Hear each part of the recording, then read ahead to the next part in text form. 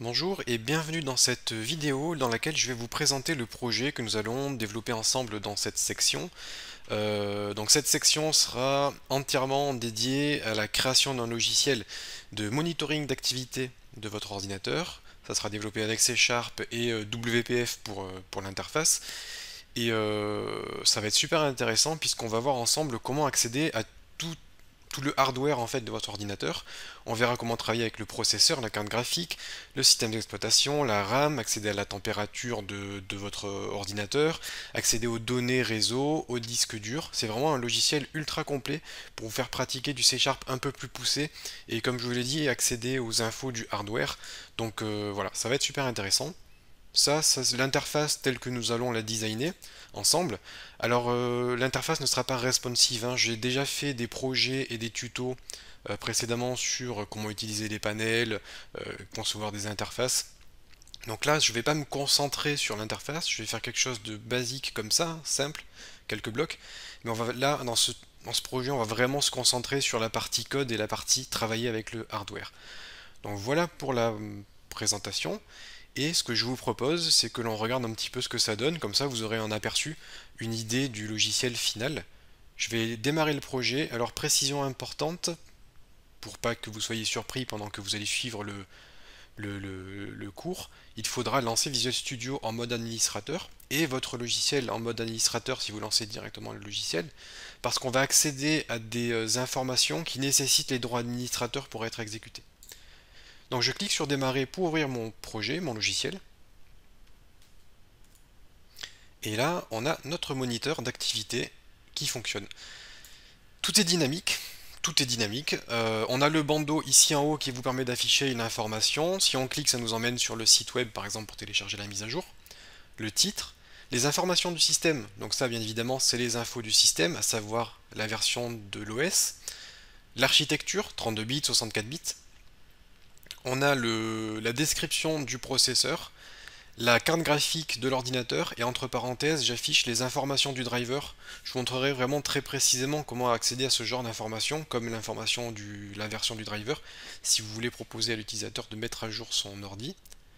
On a le CPU, donc le processeur, le pourcentage d'utilisation en temps réel, le logiciel est en temps réel, et là on va designer ce petit module ici, ce petit compteur, un genre de compteur de vitesse mais qui est un compteur de CPU. Je vous montrerai comment designer ça de façon à créer quelque chose de dynamique et de joli visuellement.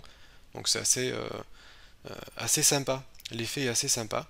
On verra comment travailler avec la RAM, donc la mémoire de l'ordinateur. Cette partie-là sera la plus complexe, je pense, de ce cours, parce que ça nécessite pas mal de manipulations pour pouvoir accéder aux informations de la RAM.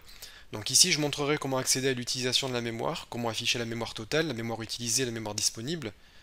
Également, ça se met à jour en temps réel. Vous pouvez voir que ça bouge un petit peu.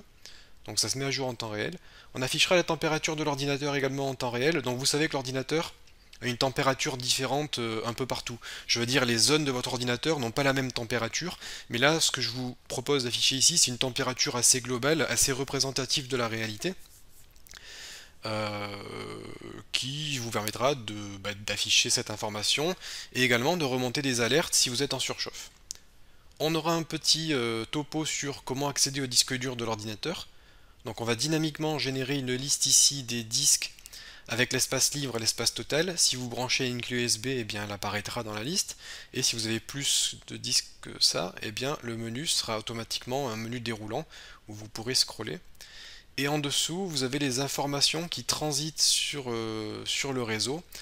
Donc ça, ce sont les informations qui sont envoyées ou reçues sur le réseau. Donc c'est pas là, vous ferez ce que vous voulez. Moi, je l'ai pas fait en temps réel. Ce que j'ai fait, c'est depuis que je suis connecté à Internet, combien de kilos ont été téléchargés ou envoyés. Donc moi, ça va être un décompte total. Donc là, en l'occurrence, comme j'ai déconnecté le Wi-Fi, pour l'instant, là, ça reste figé. Ce que je peux vous proposer, c'est qu'on s'amuse à faire une sorte de benchmark. Je vais démarrer une expérience 3D, vous allez voir que la température va augmenter, le processeur également va un peu augmenter, l'utilisation de la mémoire va un peu augmenter. Vous voyez que là le processeur on passe à 71 degrés. Euh, voilà, c'est les 82 degrés, vous voyez que ça commence à s'agiter un petit peu et en temps réel, on a vraiment une surveillance, un monitoring de notre ordinateur. Alors là, vous n'allez pas voir grand chose au niveau de la RAM parce que c'est pas ça qui va consommer beaucoup de RAM, mais en tout cas, je peux vous assurer que ça fonctionne bien et que en temps réel, vous pouvez vraiment surveiller tout ce qui se passe sur votre ordinateur. Et là, si je quitte mon expérience, bon, les ventilateurs se sont enclenchés, vous les entendez certainement. Si je quitte mon expérience, là, la température devrait rapidement rediminuer et le processeur également, l'utilisation diminue un peu. Vous voyez, là, je redescends à 77. Ça devrait descendre aux alentours des 60, un peu moins que 60 même. Voilà, ça diminue. Et ben voilà à peu près tout ce que nous allons faire dans cet atelier. 3 heures de vidéo environ pour développer tout ça. Et puis vous aurez des connaissances nécessaires pour aller beaucoup plus loin que moi, afficher beaucoup plus d'informations, parce que rien que sur la carte graphique, on peut récupérer plus d'une dizaine de caractéristiques. Idem pour le processeur. Vous pouvez vraiment récupérer des tonnes et des tonnes de caractéristiques et créer un logiciel très très complet.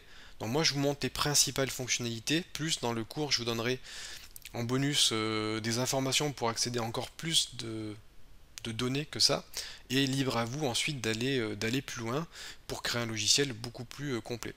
Je me suis beaucoup amusé à faire cet atelier, c'est vraiment super intéressant, j'espère qu'il vous plaira. C'est vraiment, vraiment top pour pratiquer C# et le développement de logiciels. Ce que je vous propose, c'est qu'on démarre tout de suite la programmation de notre outil de monitoring.